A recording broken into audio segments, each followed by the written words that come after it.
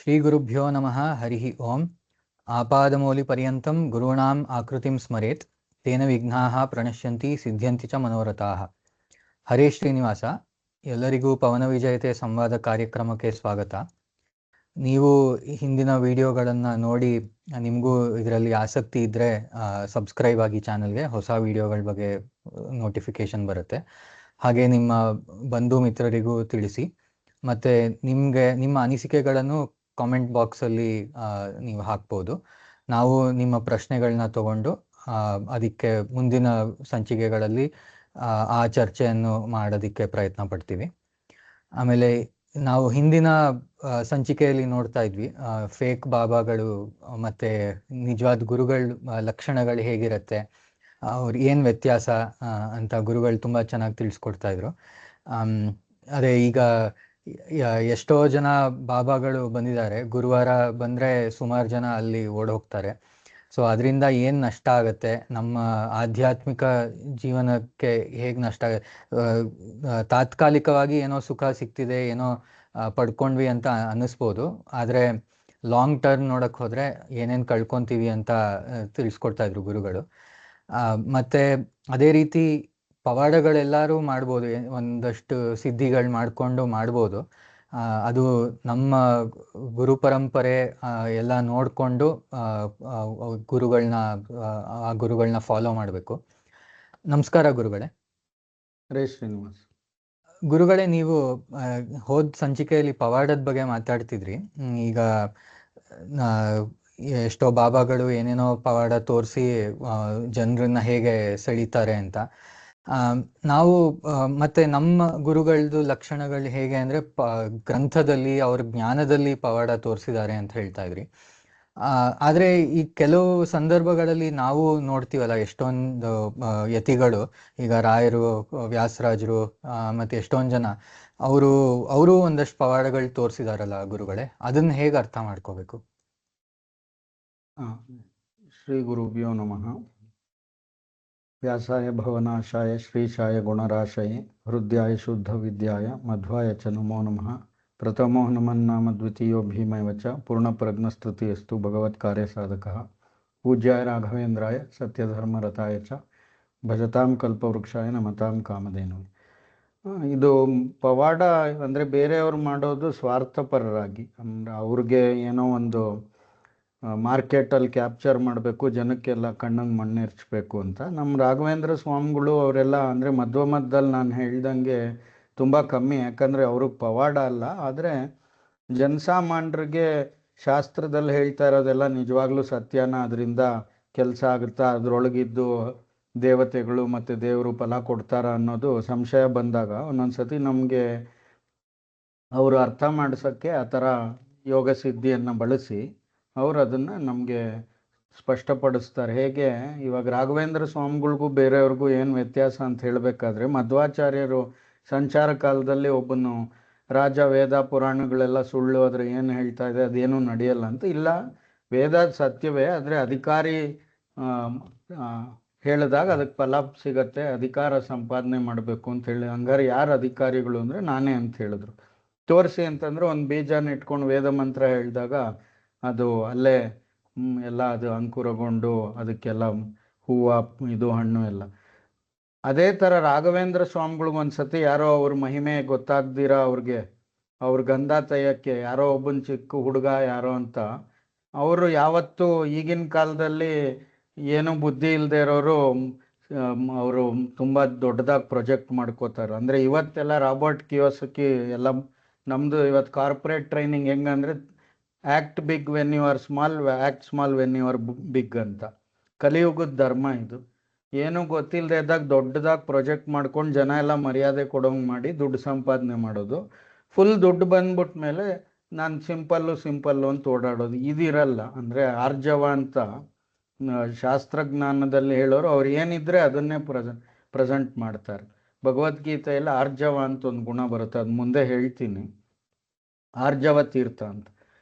ಅವಾಗ ಇವರು ಗಂಧ ತೆಯ್ದ ಎಲ್ಲ ಮೈಗೆ ಹಚ್ಕೊಂಡ್ರೆ ಎಲ್ಲರಿಗೂ ಅದು ತುಂಬ ಅಗ್ನಿ ಥರ, ಅಂದರೆ ಸುಟ್ಟೋಗೋ ಹಂಗೆ ಭಾವನೆ ಬರುತ್ತೆ. ಅವಾಗ ಇವರು ಅಗ್ನಿ ಸೂಕ್ತ ಹೇಳ್ಕೊಂಡು ಗಂಧವನ್ನು ತೆಗೆದು ದೇವ್ರಿಗೆ ಸಮರ್ಪಣೆ ಅಂದರೆ ಇವರು ಸಿದ್ಧಪುರುಷರು ಅನ್ನಕ್ಕೆ ಇಂಥದ್ದು ರಾಘವೇಂದ್ರ ವಿಜಯದಲ್ಲಿ ಅವ್ರ ಚರಿತ್ರೆಯಲ್ಲಿ ಹೆಜ್ಜೆ ಹೆಜ್ಜೆಗೂ ಸಿಗತ್ತೆ.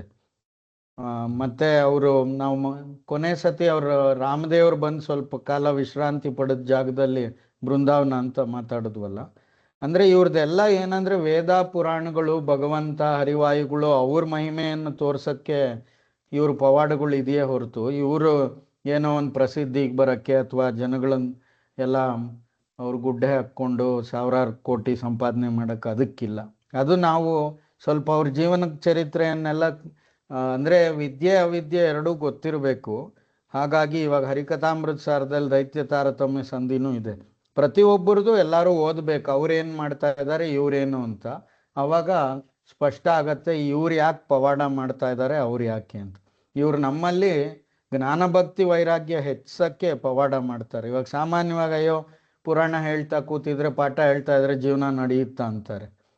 ಅಂದರೆ ಅದರಲ್ಲಿ ಶಾಸ್ತ್ರದಲ್ಲಿ ನಮ್ಗೆ ಎಲ್ಲ ಇದೆ ಅನ್ನೋದನ್ನ ತೋರ್ಸಕ್ಕೆ, ನಮಗೆ ನಿಜವಾದ ಸಂಪತ್ತೇ ಶಾಸ್ತ್ರಜ್ಞಾನ ಅನ್ನೋದು ತೋರ್ಸಕ್ಕೆ ಅವರು ಆ ರೀತಿ ತೋರಿಸ್ತಾರೆ. ಹಾಗೆ ನಾವು ಮಾತಾಡ್ತಾ ಇದ್ವಿ. ಒಂದು ಇನ್ನೊಂದು 3-4 ವಿಷಯ ಹೇಳಿ ಈ ಒಂದು ಅದೇ ಫೇಕ್ ಬಾಬಾ ಮತ್ತು ರಾಘವೇಂದ್ರ ಸ್ವಾಮಿಗಳದ್ದು ಮುಗಿಸೋಣ ಇವತ್ತೊಂದು 10 ನಿಮಿಷ. ಇದು ಸಾಮಾನ್ಯವಾಗಿ ನಾವು ಏನು ನೋಡ್ತಾ ಇದ್ವಿ ಕೊನೆ ಇದರಲ್ಲಿ, ನಮ್ಗೆ ಅನಿಷ್ಟ ನಿವೃತ್ತಿ ದ್ವಾರ ಇಷ್ಟ ಪ್ರಾಪ್ತಿ ಆಗಬೇಕು. ನಮ್ಮ ಗುರುಗಳ ಹತ್ರ ಹೋದಾಗ ಅವರು ಮಹಾಪಾಪ ಗ್ರಹ ಮಹಾಪಾಪ, ಆಮೇಲೆ ಸಮಸ್ತ ದುಷ್ಟ ಗ್ರಹ ನಿಗ್ರಹೇಶು ಅಂತ ಹೇಳ್ತೀವಿ.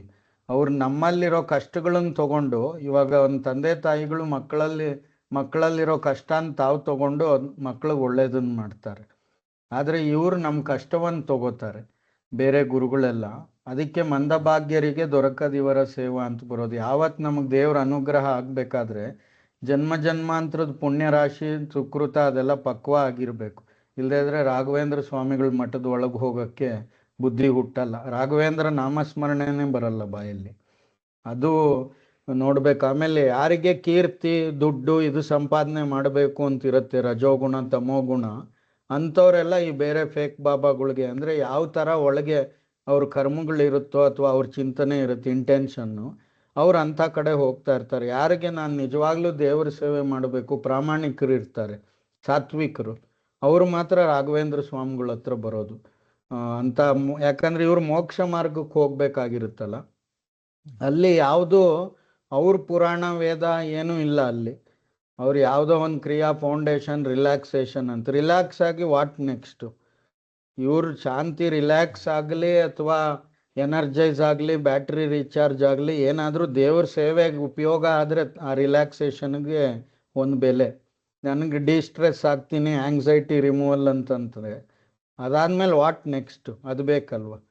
ಹಾಗಾಗಿ ಸಾಧನೆಗೆ ಹೇಗೆ ಹನುಮಂತ ದೇವರು, ಭೀಮಸೇನ್ ದೇವರು, ಮಧ್ವಾಚಾರ್ಯರು ದಾರಿ ತೋರಿಸಿದ್ರು, ಅದು ನಮಗೆ ರಾಘವೇಂದ್ರ ಸ್ವಾಮಿಗಳು ತೋರಿಸ್ತಾರೆ. ಆಮೇಲೆ ಇವಾಗ ಅವ್ರು ಯಾವುದೋ ಬಂದು ಏನೋ ಒಂದು ಫಿಲಾಸಫಿ ಹೇಳಿದ್ರೆ ಅದು ಟೈಮ್ ಟೆಸ್ಟೆಡ್ ಅಲ್ಲ. ಅವ್ರು ಹೇಳ್ತಾ ಇರೋದೇ ಇಲ್ಲಿ ವಿದ್ವತ್ ಪರಿಜ್ಞೆಯ ಮಹಾವಿಶೇಷ ಅಂತ.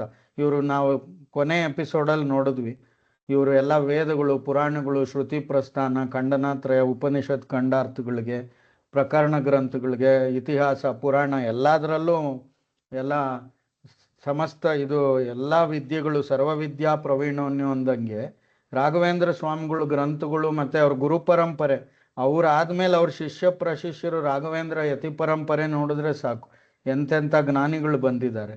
ಅವ್ರ ಹಿಂದೆ ಇರೋರು ಎಂತೆಂಥ ಜ್ಞಾನಿಗಳು, ಮಧ್ವಾಚಾರ್ಯರಿಂದ ರಾಯರು ಸುಧೀಂದ್ರ ತೀರ್ಥರವರೆಗೂ. ಅಂಥ ಒಂದು ದೊಡ್ಡ ಬ್ಯಾಕ್ಗ್ರೌಂಡು ಪರಂಪರೆ ಇದ್ದು ಇವರನ್ನು ನಾವು ವಿಶ್ವಾಸ ಮಾಡೋದ್ರಿಂದ ನಮಗೂ ಸಮೀಚೀನವಾದ ಜ್ಞಾನ ಬರುತ್ತೆ, ಒಳ್ಳೆ ಮೋಕ್ಷಕ್ಕೆ ದಾರಿ ಆಗುತ್ತೆ. ಇವತ್ತು ಬಂದಿರೋರು ಅವ್ರು ಏನೋ ಅವ್ರಿಗೆ ಮನಸ್ಸು ಬಂದಂತೆ ಹೇಳ್ತಾರೆ. ಇವಾಗ ಒಂದು ಮಾರ್ಕೆಟಲ್ಲಿ ಯಾರೋ ಏನೋ ಹೇಳ್ತಾರೆ, ಬುದ್ಧಿ ಇಲ್ಲದೆ ಇರೋರು ಅದನ್ನೇ ಸತ್ಯ ಅನ್ಕೋತಾರೆ. ಅದೇ ಸ್ವಲ್ಪ ಶಾಸ್ತ್ರಜ್ಞಾನ ಪರಿಚಯ ಏನೋ ಸ್ವಲ್ಪ ಸುಧಾ ಓದಿದ್ದಾರೆ ಅಥವಾ ಪುರಾಣ ಶ್ರವಣ ಮಾಡೋರಿಗೆ ಅದರಲ್ಲಿ 100 ದೋಷ ಕಾಣಿಸ್ತಾ ಇರುತ್ತೆ. ಅಂದರೆ ಒಳ್ಳೆ AC ರೂಮಲ್ಲಿ ಇಂಗ್ಲೀಷಲ್ಲಿ ಹೇಳ್ತಾ ಇರ್ತಾರೆ, ಅವ್ರಿಗೂ ಒಳ್ಳೆ ಮಾರ್ಕೆಟಿಂಗ್ ಹೆಂಗೆ ಮಾಡ್ಬೇಕಂತ ಗೊತ್ತಿರುತ್ತೆ. ಏನೇನೋ ಎಲ್ಲ ನಮ್ಮ ಒಂದು ಪುರಂದರದಾಸರ ಚರಿತ್ರೆದು ಅಥವಾ ನಮ್ಮ ರಾಘವೇಂದ್ರ ಸ್ವಾಮಿಗಳದ್ದೇ ಕದ್ದು ಅವರು 4 ಕಥೆಗಳು ಹಾಕ್ಕೊಂಡು ಅದೇ ಥರ ಸ್ವಲ್ಪ ಚೇಂಜ್ ಮಾಡಿಕೊಂಡು ಅದೇ ಮಾಡಿಬಿಡ್ತಾರೆ. ಹೇಗೆ ವ್ಯಾಸೋಚ್ಚಿಷ್ಟಂ ಜಗತ್ ಸರ್ವಂ ಅಂತ ಎಲ್ಲ ಪುರಾಣಗಳನ್ನೇ ಬೇರೆ ಥರ ಹೇಳಿ ನಾನು ದೊಡ್ಡ ಕವಿ ಅನ್ನೋದು, ನಾನು ಇದು ಮಾಡೋದು ಆ ಥರ. ಅಂದರೆ ಇರೋದು ಒಂದೇ ಸೋರ್ಸು ಇಡೀ ಜಗತ್ತಿಗೆ. ಇಲ್ಲ ದೇವರಿಂದ ಬಂದಿರಬೇಕು, ಇಲ್ಲ ವಾಯುದೇವರಿಂದ ಬಂದಿರಬೇಕು, ಅದನ್ನು ಇವರು ಅಕ್ನಾಲೆಡ್ಜ್ ಮಾಡ್ತಾರೆ. ಅದೇ ಥರ ಇವ್ರು ತಗೊಂಡ್ರೆ ಎಲ್ಲ ವೇದಾಂತ ತತ್ವಜ್ಞರು, ಶ್ರುತಿ ಸ್ಮೃತಿಗಳು, ಇವ್ರ ಗ್ರಂಥಗಳನ್ನು ನೋಡಿದ್ರೆ ಎಲ್ಲ ಗೊತ್ತಾಗುತ್ತೆ. ಅದೇ ಥರ ನಾವು ಗ್ರಹ ಅಂತ ಮಾತಾಡಿದ್ವಿ. ಇವಾಗ ಯಾರೋ ಒಬ್ಬರು ಕಷ್ಟ ಪರಿಹಾರ ಆಗಕ್ಕೆ ಹೋಗ್ತಾರೆ, ಅವ್ರಿಗೆ ಇಲ್ಲಿ ಜೀವೇಶ ಭೇದ ಗುಣಪೂರ್ತಿ ಜಗತ್ಸು ಸತ್ವ ಅಂತ, ಅವ್ರಿಗೆ ಯಾರು ತಾರತಮ್ಯದಲ್ಲಿ ಆ ಜೀವಿ ಮೋಕ್ಷ ಮಾರ್ಗದಲ್ಲಿ ಯಾವ ಹಂತದಲ್ಲಿದೆ, ಅದ್ರ ಬ್ಯಾಕ್ಗ್ರೌಂಡ್ ಏನು, ಹಂಗೆ ನಾವು ಗೋಪಾಲದಾಸರ ಚರಿತ್ರೆಯಲ್ಲೆಲ್ಲ ನೋಡ್ತೀವಿ ಇವ್ರು 3 ಜನ್ಮ 10 ಜನ್ಮ ಅಂತ. ಯಾವುದು ಇವ್ರದ್ದು ಕೃತಿಯುಗದಲ್ಲಿ ಪ್ರಹ್ಲಾದ್ ರಾಜರು, ದ್ವಾಪರದಲ್ಲಿ ಬಾಕ್ಲಿಕ್ ರಾಜರು, ಹಿಂದೆ ವ್ಯಾಸತೀರ್ಥರಾಗಿದ್ರು, ರಾಘವೇಂದ್ರ ಸ್ವಾಮಿಗಳು, ಹಂಗೆ ಯುಗಾಂತರದ ಬ್ಯಾಕ್ಗ್ರೌಂಡ್ ಇದೆ ಇವ್ರಿಗೆ. ಹಿಂದೆ ದೈತ್ಯ ಬಾಲಕರಾಗಿದ್ದಾಗೂ ಹೇಗೆ ಉದ್ಧಾರ ಮಾಡಿದ್ರು, ಹಂಗೆ ಅವ್ರ ಸಂಪರ್ಕಕ್ಕೆ ಯಾರ್ಯಾರು ಬರ್ತಾರೋ ಅವರು.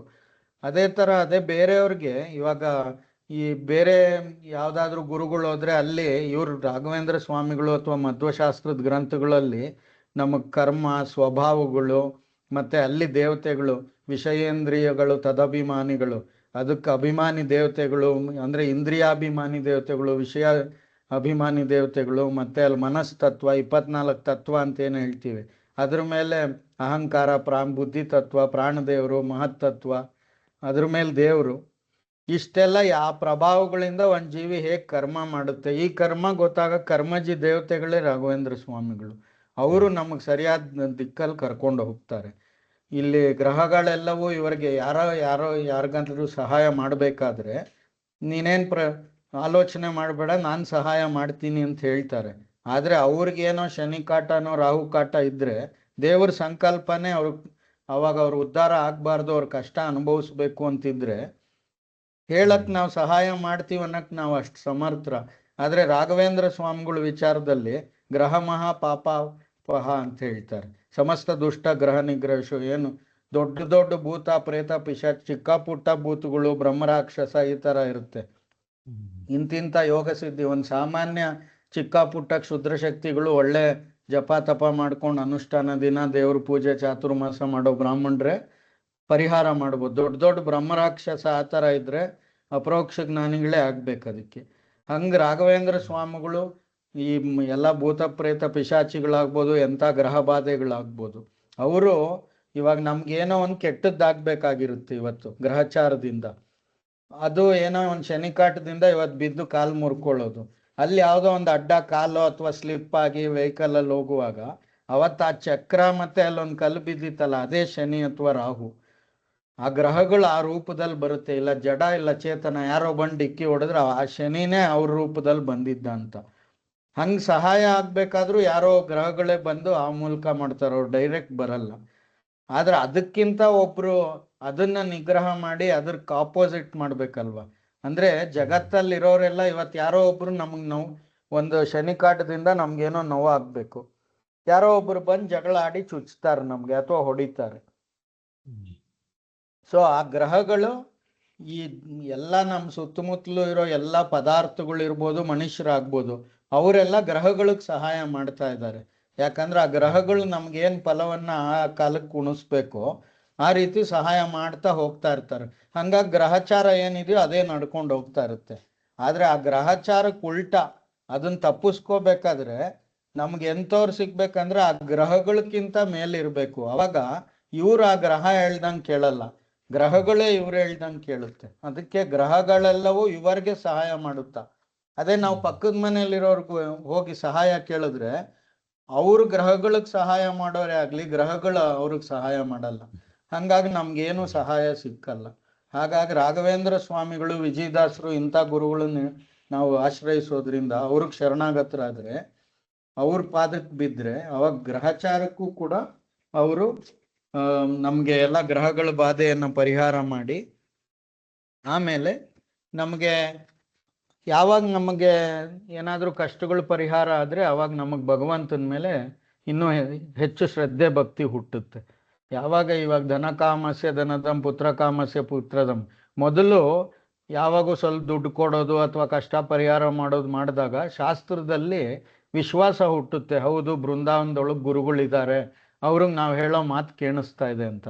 ಅವಾಗ ಕ್ರಮೇಣ ಅವಾಗ ಸಂಸಾರದಲ್ಲಿ ಏನೂ ಇಲ್ಲ, ಇದು ಅಸಾರ, ವಿಷ್ಣು ಭಕ್ತಿನೇ ನಿಜವಾದ್ದು ಅಂತ ಅವಾಗ ವೈರಾಗ್ಯದ ಕಡೆ ಸಾಧಕರು ಹೋಗ್ತಾರೆ. ಹಾಗಾಗಿ ನಾವು ಬೇರೆ ಕಡೆ ಎಲ್ಲ ಹೋದ್ರೆ ಯೋಗ ಅಂತ ಹೆಸರು ಹೇಳ್ತಾರೆ, ಆದರೆ ಅದು ರೋಗ. ಅದು ಯಾಕಂದ್ರೆ ಅಲ್ಲಿ ಜ್ಞಾನ ಇಲ್ಲ, ಏನಿಲ್ಲ, ಅಜ್ಞಾನನೇ ಇರೋದು. ಹಾಗಾಗಿ ನಾವಿನ್ನೂ ಭವಕೂಪದಲ್ಲಿ ಬೀಳ್ತೀವಿ, ಇಲ್ಲಿ ಭವದುಃಖ ತೂಲ ಅಂತ. ಹಾಗಾಗಿ ನಾವು ಈ ಗುರುವಾರ ಅಂತ ಬಂದಿದ ತಕ್ಷಣ ಇಲ್ಲ ರಾಮದೇವ್ರ ಫೋಟೋ ಪಕ್ಕ ಹಾಕ್ಕೊಂಡಿರ್ತಾರೆ. ನಾವು ಮಾರ್ಕೆಟಿಂಗಲ್ಲಿ ನೋಡ್ತೀವಿ, ತುಂಬ ಒಂದು ಫೇಮಸ್ ಪ್ರಾಡಕ್ಟ್ ಇದ್ರೆ ಏರ್ಟೆಲ್ ಇರಲ್ಲ, ಏರ್ಟೆಲ್ ತುಂಬ ಫೇಮಸ್ ಆದರೆ ಏರ್ಸೆಲ್ ಅಂತ ಬಿಡ್ತಾರೆ, ಒಂದೇ ಒಂದು ಅಕ್ಷರ ಚೇಂಜ್ ಮಾಡಿ. ಹಂಗೆ ರಾಮದೇವರು ಯುಗಾಂತರದಿಂದ ಅವರು ಎಲ್ಲರಿಗೂ ಬೇಕು. ಹಂಗೆ ರಾಮದೇವ್ರ ಜೊತೆ ಇವ್ರ ಹೆಸರನ್ನು ಸೇರಿಸ್ಕೊಂಡ್ಬಿಟ್ಟಿರ್ತಾರೆ. ಯಾಕೆ ಅಂದ್ರೆ ಮೊದಲು ಸ್ವಲ್ಪ ದಿನ ಒಂದು 10 ವರ್ಷ 20 ವರ್ಷ ಬಿಟ್ಟು ಆಮೇಲೆ ರಾಮದೇವ್ರನ್ನೇ ದೂರ ಮಾಡ್ಬಿಡೋಣ ಅಂತ. ಅದೇ ತರ ರಾಘವೇಂದ್ರ ಸ್ವಾಮಿಗಳ ಪಕ್ಕ ಅವ್ರ ಫೋಟೋ ಹಾಕೊಂಡ್ಬಿಡೋದು ಗುರುವಾರ ಅಂತ ಬಂದ ತಕ್ಷಣ. ಒಬ್ಬರು ಫೇಕು, ಒಬ್ಬರು ಒರಿಜಿನಲ್. ಹಾಗಾಗಿ ನಾವು ರಾಮದೇವರು ರಾಘವೇಂದ್ರ ಸ್ವಾಮಿಗಳ ಜೊತೆಯಲ್ಲಿ ಹೆಸರು ಜೊತೆ ಇರೋದು ಅಥವಾ ಯಾವುದೋ ಫೋಟೋ ಜೊತೆ ಅಂಥವ್ರನ್ನ ನಾವು ಇದು ಆಶ್ರಯಿಸಬಾರ್ದು. ಇದನ್ನೆಲ್ಲ ತಿಳ್ಕೊಂಡು ಮತ್ತೆ ನಾವು ಎಂಥ ಗುರುಗಳನ್ನ ಆಶ್ರಯಿಸ್ಬೇಕಂದ್ರೆ ಅಸಂಶಯ ಅಂದ್ರೆ ನಮ್ದು ಏನೇ ಜ್ಞಾನ ಮಾರ್ಗ, ಭಗವದ್ಗೀತೆಯಲ್ಲಿ ಶ್ರೀಕೃಷ್ಣ ಹೇಳ್ದಂಗೆ ಮೋಕ್ಷಕ್ಕೆ ಜ್ಞಾನ ಒಂದೇ. ಯಾಕಂದ್ರೆ ಇಲ್ಲಿ ಯಾವುದು ನಮಗೆ ಜ್ಞಾನ ಬರಲ್ಲ, ಯಾಕಂದ್ರೆ ಸ್ವಯಂ ಅವರೇ ವೇದ ಪುರಾಣಗಳನ್ನು ಒಪ್ಪಿರಲ್ಲ.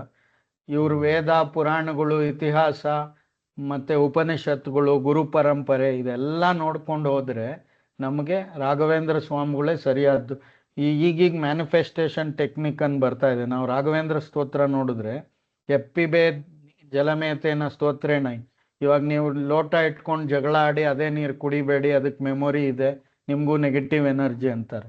ಅದೇ ಥರ 10 ಸತಿ ರಾಘವೇಂದ್ರ ಅಂತ ನಾಮಸ್ಮರಣೆ ಮಾಡ್ಕೊಂಡು ನೀರು ಕುಡಿಬೋದು. ಈಗ ನಾವು ಎಲ್ಲ ನೋಡ್ತಾ ಹೋದ್ರೆ ಅವರು ದೇವ ಸ್ವಭಾವ ಅಂತ ಹೇಳ್ತಾರೆ.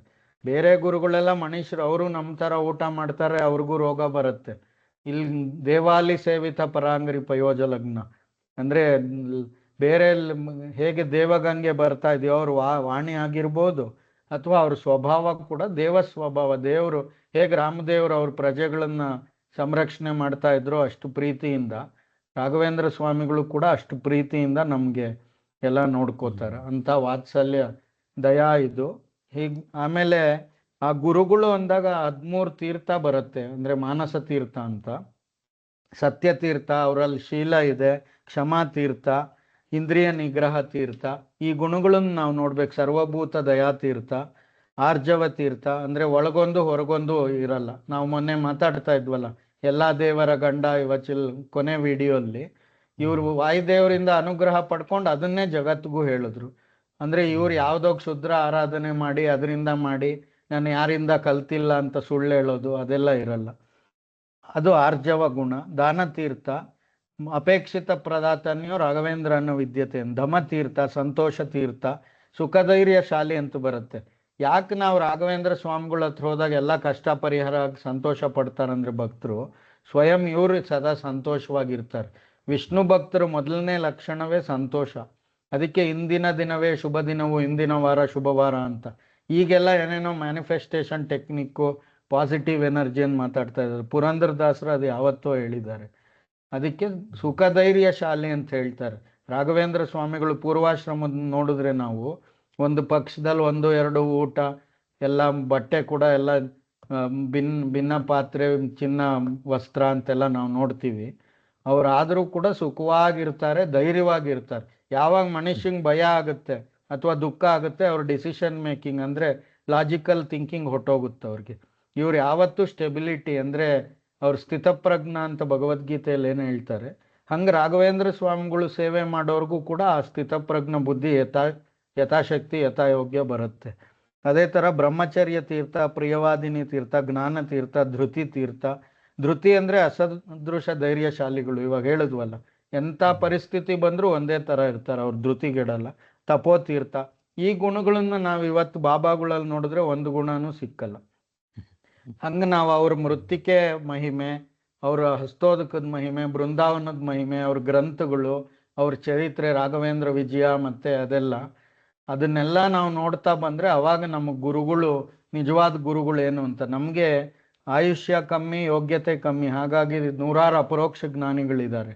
ಎಲ್ಲ ಅಪರೋಕ್ಷ ಜ್ಞಾನಿಗಳದ್ದು ಸಾರ ಅಂತ ಹೇಳಿದ್ರೆ ಹೇಗೆ ಹರಿಕಥಾಮೃತ ಸಾರ ಅಂತ ಹೇಳ್ತೀವಿ, ಸರ್ವಯಾತ್ರಾ ಫಲವ್ಯಾಪ್ತ ಯಥಾಶಕ್ತಿ ಪ್ರದಕ್ಷಿಣಂ ಕರೋಮಿ ತವ ಸಿದ್ಧಸ್ಯ ವೃಂದಾವನ ಗತಂ ಜಲಂ ಅಂತ.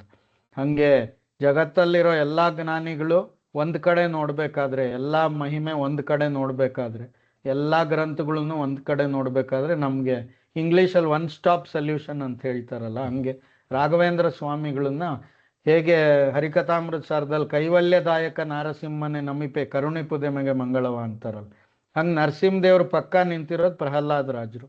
ಅವರು ಕೈವಲ್ಯದಾಯಕರು. ಅಂದರೆ ನಾವು ಹೇಳಿದ್ವಲ್ಲ, ರಾಮದೇವರು ಅವ್ರು ಕರ್ಕೊಂಡೋದಾಗ ಮೋಕ್ಷಕ್ಕೆ ಎಷ್ಟೋ ಜನ ಹೋಗಲಿಲ್ಲ, ಉಳ್ಕೊಂಬಿಟ್ರು. ಅದಕ್ಕೋಸ್ಕರ ಆ ಉಳ್ಕೊಂಡವರಲ್ಲಿ ಮೋಕ್ಷ ಒಳ್ಳೇದು ಅಂತ ಗೊತ್ತಿದ್ರು ನಮ್ಮಂಥವ್ರನ್ನ ಕರ್ಕೊಂಡು ಹೋಗೋಕ್ಕೆ ರಾಘವೇಂದ್ರ ಸ್ವಾಮಿಗಳು ಇವತ್ತಿಗೂ ನಮ್ಮ ಜೊತೆ ಇದ್ದು ನಮಗೆ ರಕ್ಷಣೆ ಮಾಡ್ತಾ ಇದ್ದಾರೆ. ಇಂಥ ಒಂದು ನಾವು ರಾಯರನ್ನ ಅಂದರೆ ಅವರು ಅನುಗ್ರಹ ಆದರೆ ಪೂರ್ಣಾಯು ಪೂರ್ಣ ಸಂಪತ್ತಿ ಸ್ತೋತ್ರಾಸ್ಯಸ್ಯ, ಹಾಗೆ ಅವ್ರು ರಾಘವೇಂದ್ರ ಸ್ತೋತ್ರದಲ್ಲಿರೋ ಪ್ರತಿಯೊಂದಕ್ಕೂ ಸರ್ವಯಾತ್ರಾ ಫಲವ್ಯಾಪ್ತ ಅಂದರೆ ಎಲ್ಲ ತೀರ್ಥಯಾತ್ರೆ ಫಲ, ತವ ಸಂಕೀರ್ತನಂ ವೇದಶಾಸ್ತ್ರತ್ವ, ಹಿಂಗೆ ಒಂದೊಂದು ಪಂಕ್ತಿಗೂ ಒಂದೊಂದು ಫಲ ಅಂತ ರಾಘವೇಂದ್ರ ಸ್ತೋತ್ರದಲ್ಲಿ ಹೇಳ್ತಾರೆ. ಹಂಗೆ ನಾವು ರಾಯರ ಅನುಗ್ರಹ ಪಡ್ಕೊಂಡ್ರೆ ಜಯತೀರ್ಥರು ಮಧ್ವಾಚಾರ್ಯರದು ಎಲ್ಲ ಗ್ರಂಥಗಳು ಅನುಗ್ರಹ ಆಗಿ ಹೀಗೆ ಮೋಕ್ಷ ಮಾರ್ಗ ಅಂದರೆ ಇಹಪರದಲ್ಲಿ ಸುಖ, ಎಲ್ಲ ಪುತ್ರ ಪೌತ್ರ ಕಳತ್ರ ಅಂತ ಹೇಳ್ತಾರೆ ರಾಘವೇಂದ್ರ ಮಂಗಳಾಷ್ಟಕದಲ್ಲಿ. ಹಾಗೆ ಜೀವನಕ್ಕೆ ಒಂದು ಸಾರ್ಥಕ್ಯ ಬರುತ್ತೆ. ಹಾಗಾಗಿ ನಾವು ಈ ಎಲ್ಲ ಅಂಶಗಳನ್ನು ಗಮನದಲ್ಲಿ ಇಟ್ಕೊಂಡ್ರೆ ಇನ್ಯಾವ ಗುರುಗಳು ಇಂಥ ಗುರುಗಳ ಕಾಣೆನು ಅಂತ ಹೇಳ್ತಾರಲ್ಲ, ಇಂಥ ಸ್ವಾಮಿಯ ಕಾಣೆನು ಅಂತ. ಹಂಗೆ ವಾದಿರಾಜರು ಹೇಳ್ತಾರೆ, ಇನ್ನೂ ಅನ್ಯರ ಭಜಿಸಲೊಲ್ಲೆನು ಮನ್ನಿಸೋ ಹಯವದನನ ಕಂಡೆ ಕಂಡೆನು ಕೃಷ್ಣ ನಿನ್ನಯ ದಿವ್ಯ ಮಂಗಳ ಮೂರ್ತಿಯ ಅಂತ. ಹಂಗೆ ರಾಘವೇಂದ್ರ ಸ್ವಾಮಿಗಳ ಮಹಿಮೆ ಒಂದು ಸ್ವಲ್ಪ ಗೊತ್ತಾದರೂ ಇನ್ನು ಜಗತ್ತಲ್ಲಿ ಯಾವ ಗುರುನೂ ಬೇಡಪ್ಪ, ನಮ್ಗೆ ರಾಯರು ಸಾಕು ಅಂತ ನಮಗೆ ಬುದ್ಧಿ ಹುಟ್ಟುತ್ತೆ ಅಂತ. ನಾವು ರಾಘವೇಂದ್ರ ಸ್ವಾಮಿಗಳು ಅದಕ್ಕೆ ಸಾಕ್ಷಿ ಹಯಾಸ್ಯೋ ಅತ್ರಹಿ ಅಂತ, ಸಾಕ್ಷಾತ್ ಹಯಗ್ರೀವ ದೇವರೇ ಇಲ್ಲಿ ಸಾಕ್ಷಿ ಕೊಟ್ಟಿದ್ದಾರೆ ಇವ್ರ ಸ್ತೋತ್ರಕ್ಕೆ. ಅವ್ರದ್ದು ಶಮದಮ ಪರಿನಿಷ್ಠಂ ಸತ್ವನಿಷ್ಠಂ ವರಿಷ್ಠಂ ಸಕಲ ಸುಜನ ಶಿಷ್ಟಂ ನಿತ್ಯ ನಿರ್ಧೂತ ಕಷ್ಟಂ ಹಯಮುಖ ಪದನಿಷ್ಠಂ ಮಾಂಭಜಂತು ಪ್ರಪನ್ನ ಅಂತ. ನಾವು ವಾದಿರಾಜರ ವಿಚಾರದಲ್ಲೂ ಈ ಎಲ್ಲ ತೀರ್ಥಗಳು ಅವರು ಸತ್ವನಿಷ್ಠಂ ವರಿಷ್ಠಂ ಅಂತ, ನಾವು ಬುದ್ಧಿಮತಾಂ ವರಿಷ್ಠಂ ಅಂತ ಹನುಮಂತ ದೇವ್ರಿಗೆ ಹೇಳ್ತೀವಲ್ಲ, ಅದೇ ಥರ ವಾದಿರಾಜರು ಕೂಡ ಸಶರೀರ ಬೃಂದಾವನ. ಹಾಗೆ ನಾವು ಈ ಗುರುವಾರ ಅಂದರೆ ಬೃಹಸ್ಪತಿ ವಾರ, ಅಲ್ಲಿ ಕಡಲೆ ಎಲ್ಲ ನಾವು ಧಾನ್ಯಗಳು ನವಗ್ರಹ ಹೋಮದಲ್ಲಿ ಅದಕ್ಕೆ ಕಡಲೆ ಅಂತ ಗುರುವಾರಕ್ಕೆ ಧಾನ್ಯ ಅಂತ ಹೇಳ್ತಾರೆ, ಅದೇ ಹೈಗ್ರೀವ. ಅದನ್ನು ಅವರು ಹೈಗ್ರೀವ ನೈವೇದ್ಯ ಮಾಡಿದ್ರೆ ಎಲ್ಲ ಬೃಹಸ್ಪತಿ ಗುರುಗಳು ಅಂತ ನಾವು ನೋಡ್ತೀವಿ. ಹಾಗೆ ನಮ್ಮ ಮಧ್ವ ಮತದಲ್ಲಿ ಎಲ್ಲ ದೇವರು ದಾಸರು ಅಂತ ಹೇಳಿ ಅವರು ಕೂಡ ಎಲ್ಲ ಯೋಗ್ಯತೆ ಯಾರ್ಯಾರಿಗೆ ಈ ನಾವು ಭಾಗವತದಲ್ಲಿ ನೋಡ್ತೀವಿ, ಯಾರೆಲ್ಲ ಕೃಷ್ಣಂಗೆ ಏನೇನು ಕೊಟ್ಟರು ಅದು ಅನಂತ ಮಡಿ ಮಾಡಿ, ಈಗ ಪೂತನಿ ವಿಷ ಕೊಡಕ್ಕೆ ಬಂದರೆ ವಿಷಾನೇ ಸಿಕ್ಕೋದು. ಹಂಗೆ ಮನ್ಸಲ್ಲಿ ಕಲ್ಮಶ ತುಂಬ್ಕೊಂಡಿರೋರಿಗೆ ಈ ಥರ ಫೇಕ್ ಬಾಬಾಗಳೇ ಸಿಗ್ತಾರೆ. ಇವಾಗೆಲ್ಲ ಮಾಯಾ ಜಿಂಕೆಯನ್ನು ಬಿಟ್ಟ ರಾವಣ, ಅದಕ್ಕೆ ಮಾಯಾ ಸೀತ ಸಿಕ್ಕರು. ಈಗ ಬಲಿ ಚಕ್ರವರ್ತಿ ಏನೇನೋ ಅವನಿಗೆ ಇನ್ನು ಮುಂದಿನ ಕಲ್ಪದಲ್ಲಿ ಇಂದ್ರ, ಈಗಲೇ ನಾನು ಇಂದ್ರಲೋಕ ಅಲ್ಲಿ ಇಲ್ಲಿ ಹೋಗಿ ಅವನಿಗೊಂದು ಮಾಯಾ ಇಂದ್ರಲೋಕವನ್ನು ಸೃಷ್ಟಿ ಮಾಡಿ ಅಲ್ಲೋಗಿ ಏನೋ ಗೆದ್ದಂಗೆ ಮಾಡಿ ಆ ಥರ ಒಂದು ವ್ಯವಸ್ಥೆ ಮಾಡ್ತಾರೆ ಭಗವಂತ.